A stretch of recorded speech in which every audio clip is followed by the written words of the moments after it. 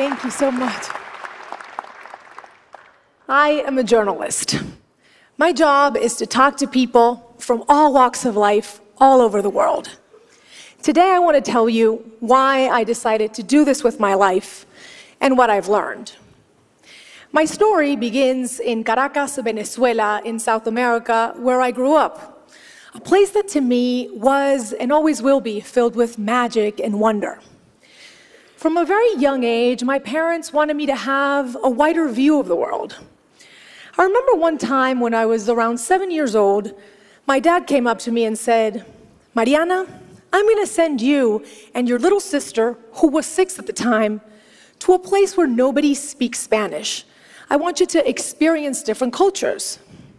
He went on and on about the benefits of spending an entire summer in this summer camp in the United States, stressing a little phrase that I didn't pay too much attention to at the time: you never know what the future holds. Meanwhile, in my 7-year-old mind, I was thinking we were going to get to summer camp in Miami. Maybe it was going to be even better, and we were going to go a little further north to Orlando, where Mickey Mouse lived. I got really excited. My dad, however, had a slightly different plan. From Caracas, he sent us to Brainerd, Minnesota. Mickey Mouse was not up there. And with no cell phone, no Snapchat or Instagram, I couldn't look up any information. We get there, and one of the first things I noticed was that the other kids' hair was several shades of blonde, and most of them had blue eyes. Meanwhile, this is what we looked like. The first night, the camp director gathered everyone around the campfire and said, "Kids, we have a very international camp this year. The Atencios are here from Venezuela." The other kids looked at us as if we were from another planet. They would ask us things like, "Do you know what a hamburger is?" Or, "Do you go to school in a donkey or a canoe?" I would try to answer in my broken English, and they would just laugh. And I know they were not trying to be mean. They were just trying to understand who we were and make a correlation with the world they knew. We could either be like them or like characters out of a book filled with adventures like Aladdin or The Jungle Book. We certainly didn't look like them. We didn't speak their language. We were different. And when you're 7 years old, that hurts. But I had my little sister to take care of, and she cried every day at summer camp. So I decided to put on a brave face and embrace everything I could about the American way of life. We later did what we called the summer camp experiment for 8 years in different cities that many Americans haven't even heard of.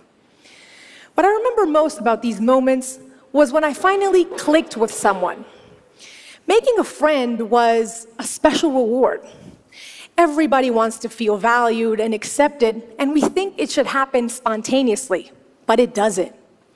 When you're different, you have to work at belonging. You have to be either really helpful, smart, funny, anything to be cool for the crowd you want to hang out with. Later on, when I was in high school, my dad expanded on his summer plan, and from Caracas, he sent me to Wallingford, Connecticut for senior year of high school. This time, I remember daydreaming on the plane about the American high school experience with a locker. It was going to be perfect, just like in my favorite TV show, Saved by the Bell. I get there, and they tell me that my assigned roommate is eagerly waiting.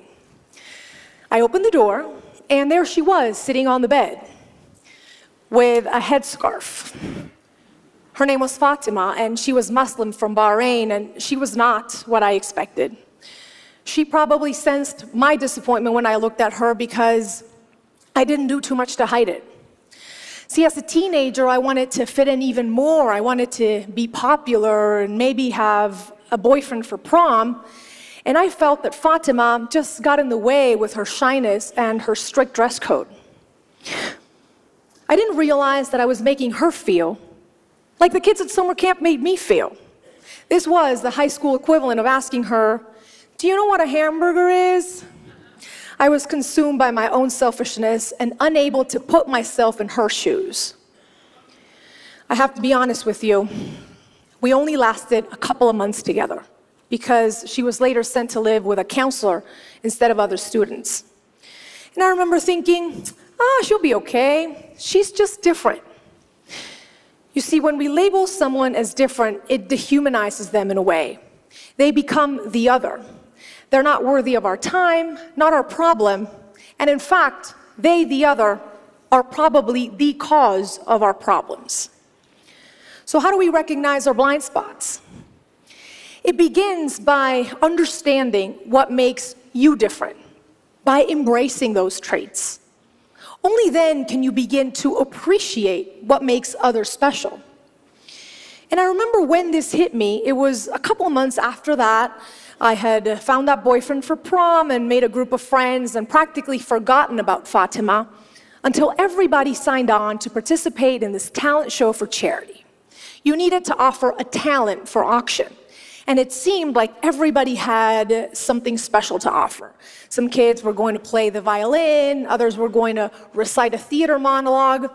And I remember thinking, we don't practice talents like these back home. But I was determined to find something of value. So the day of the talent show comes, and I get up on stage with my little boombox, I put it on the side, and I press play, and a song by my favorite emerging artist, Shakira, comes up.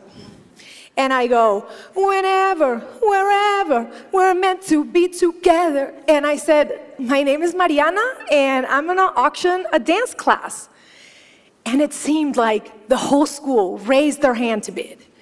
My dance class really stood out from like the 10th violin class offered that day.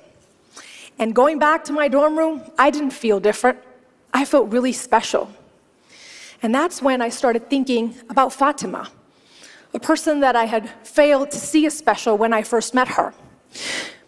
She was from the Middle East, just like Shakira's family was from the Middle East. She could have probably taught me a thing or two about belly dancing, had I been open to it. Now, I want you all to take that sticker that was given to you at the beginning of our session today, where you wrote down what makes you special, and I want you to look at it. If you're watching at home, take a piece of paper and write down what makes you different.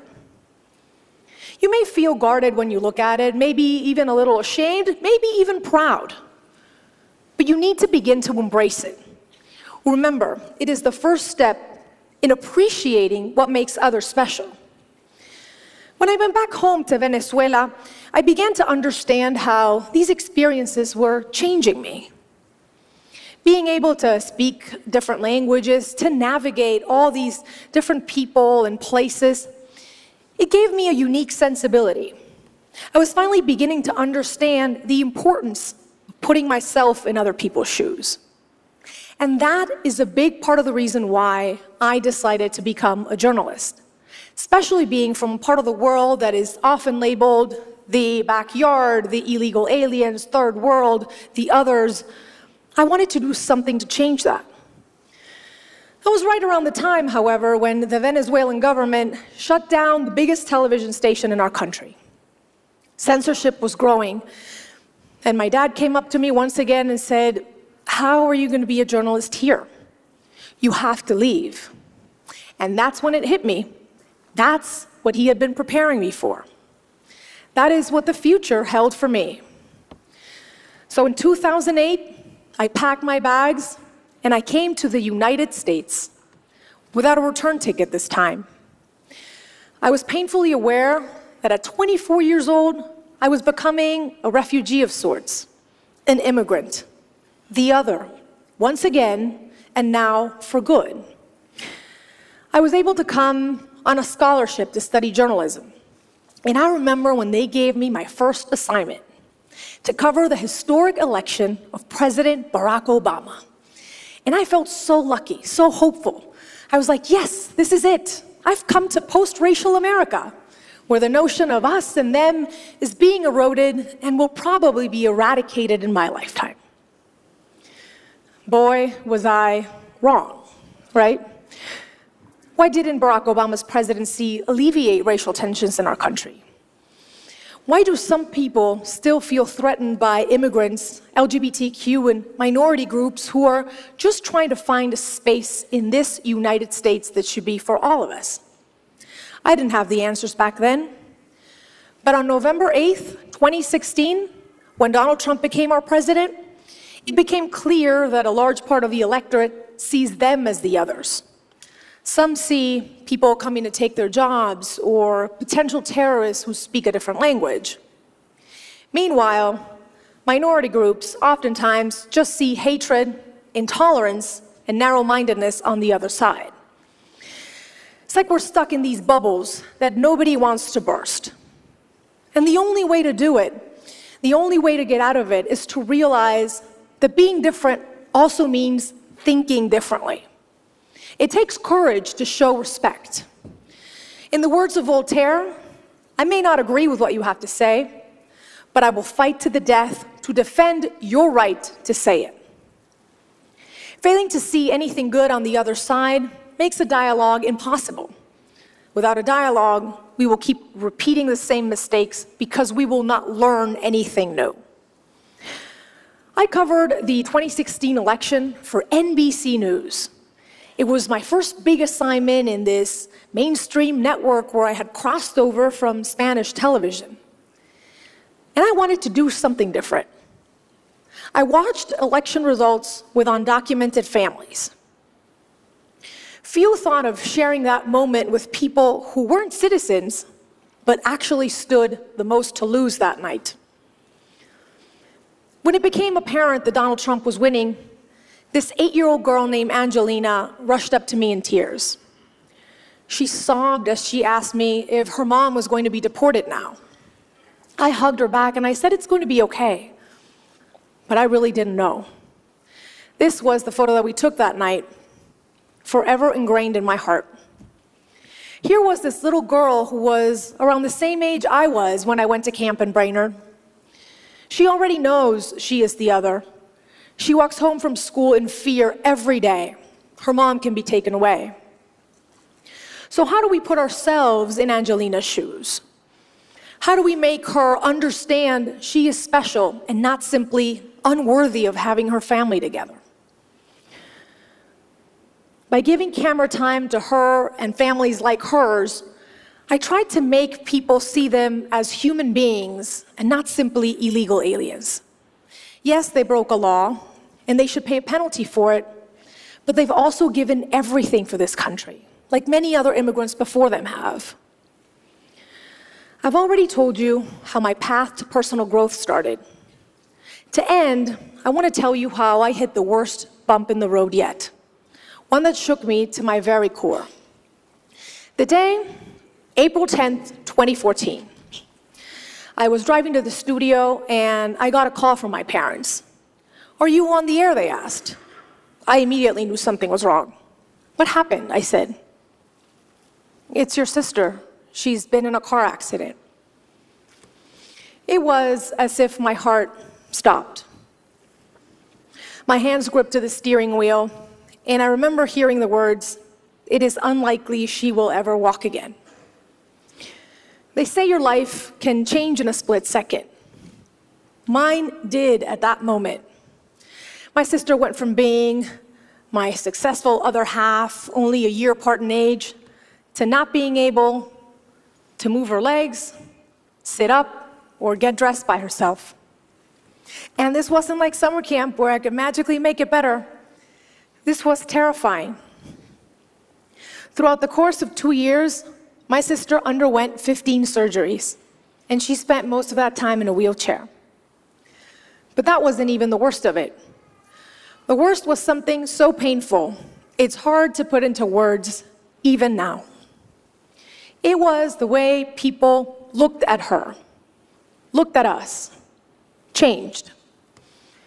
People were unable to see a successful lawyer or a millennial with a sharp wit and a kind heart.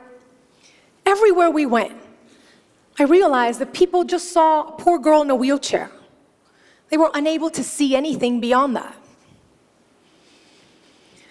After fighting like a warrior, I can thankfully tell you that today my sister is walking and has recovered beyond anyone's expectations. Thank you. But during that traumatic ordeal, I learned there are differences that simply suck, and it's hard to find positive in them. My sister's not better off because of what happened. But she taught me, you can't let those differences define you. Being able to reimagine yourself beyond what other people see, that is the toughest task of all, but it's also the most beautiful. You see, we all come to this world in a body. People with physical or neurological difficulties, environmentally impacted communities, immigrants, boys, girls, boys who want to dress as girls, girls with veils, women who've been sexually assaulted, athletes who bend their knee as a sign of protest, black, white, Asian, Native American, my sister, you or me. We all want what everyone wants, to dream and to achieve. But sometimes society tells us, and we tell ourselves, we don't fit the mold. Well, if you look at my story, from being born somewhere different, to belly dancing in high school, to telling stories you wouldn't normally see on TV, what makes me different is what has made me stand out and be successful. I have traveled the world and talked to people from all walks of life. And you know what I've learned? The single thing every one of us has in common is being human. So take a stand to defend your race, the human race. Let's appeal to it. Let's be humanists before and after everything else. To end, I want you to take that sticker, that piece of paper where you wrote down what makes you different, and I want you to celebrate it today and every day. Shout it from the rooftops. I also encourage you to be curious and ask, what is on other people's pieces of paper? What makes them different? Let's celebrate those imperfections that make us special. I hope that it teaches you that nobody has a claim on the word normal. We are all different. We are all quirky and unique, and that is what makes us wonderfully human. Thank you so much.